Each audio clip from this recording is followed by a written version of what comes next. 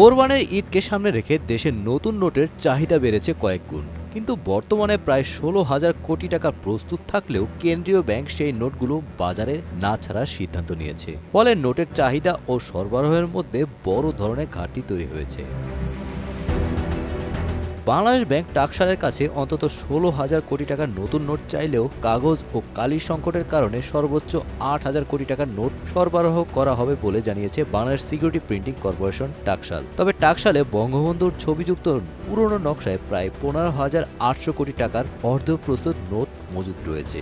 চাইলে ২ সপ্তাহের মধ্যেই এসব নোট বাজারে ছাড়া সম্ভব হলেও আপাতত সেগুলো বাজারে না ছাড়ার সিদ্ধান্ত নিয়েছে কেন্দ্রীয় ব্যাংক।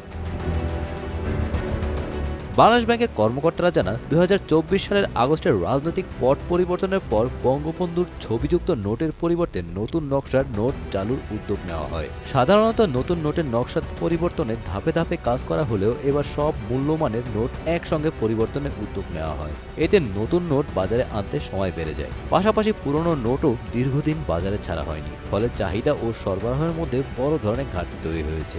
গত ২ ঈদেও নতুন নোট বাজারে ছাড়া হয়নি। বর্তমানে দেশে মোট সঞ্চিত মুদ্রার পরিমাণ প্রায় ২৪ লাখ কোটি টাকা।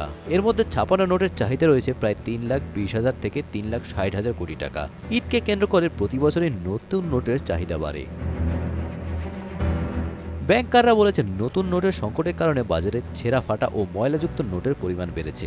ব্যাংকগুলোর নিয়ম অনুযায়ী এসব নোট বাংলাদেশ ব্যাংকে জমা দিয়ে নতুন নোট নেওয়ার কথা থাকলেও পর্যাপ্ত ফ্রেশ নোট না পাওয়ায় সমস্যা তৈরি হচ্ছে। ছোট মূল্যমানের নোট বদলাতে অনেক ব্যাংকেরও অনীহা রয়েছে।